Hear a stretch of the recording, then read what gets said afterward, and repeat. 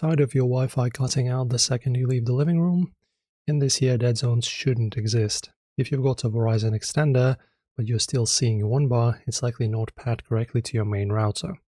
And today I'm showing you the hardwired handshake, the fastest, most stable way to sync your devices and get full-speed Wi-Fi in every corner of your house.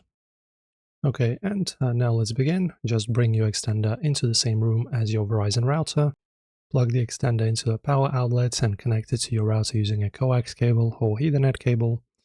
Then watch the front lights. It will flash yellow while it talks to the router. When it turns solid white, the handshake is done. Your extender now has all your network names and security settings saved.